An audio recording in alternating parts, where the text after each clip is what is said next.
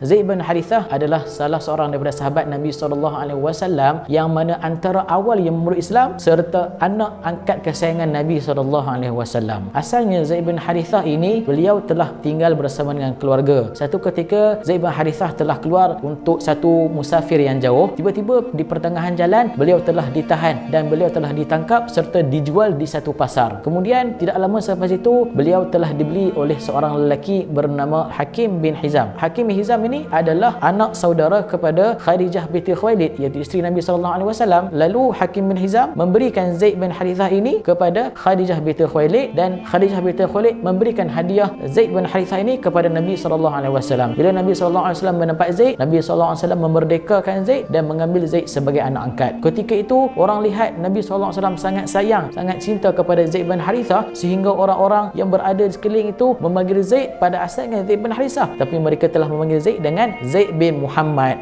sehingga Allah Subhanahu wa taala turunkan satu ayat, wad'uhum li abaihim huwa aqsatu indallah. Panggillah dengan nama ayah-ayah mereka, itulah yang terbaik, yang adil di sisi Allah Subhanahu wa taala. Jadi bagaimanakah sebab ataupun kisah kenapa nama Zaid saja yang disebut dalam Al-Quran? Pada zaman dahulu, iaitu pada zaman jahiliah, orang Arab Quraisy mereka telah mengharamkan, mereka tidak membenarkan seseorang untuk berkahwin dengan bekas isteri anak-anak angkat. Nabi SAW telah mengkahwinkan Zaid bin Harithah dengan seorang perempuan bernama Zainab binti Jahash. Selepas berkahwin antara Zaid bin Harithah dan Zainab binti Jahash, Zainab binti Jahash ni dalam keadaan yang tidak selesa, berada di sisi Zaid bin Harithah. Lalu diminta nasihat kepada Nabi SAW. Nabi SAW berkata, tetaplah kamu bersama dengan suami kamu iaitu Zaid bin Harithah. Tidak lama Allah Subhanahu wa taala telah menurunkan satu ayat, falamma qada Zaidun minha wataran zawwajnakaha likay la yakuna 'alal mu'minina haraj fi azwaji ad'iyahim idza qadu minhunna watara wa kana amrullahi maf'ula. Iaitu Allah Subhanahu wa taala perintahkan Zaid supaya menceraikan isterinya iaitu Zainab binti Jahash, dan Allah taala perintahkan kepada Nabi SAW sendiri untuk berkahwin dengan Zainab binti Jahash atas perintah Allah Subhanahu wa taala. Allah Subhanahu wa taala mentionkan ataupun sebutkan nama Zaid iaitu falamma qada Zaidun, iaitu perkataan iaitu nama Zaid iaitu Zaid ini adalah Zaid bin Harithah. Allah taala perintahkan Nabi SAW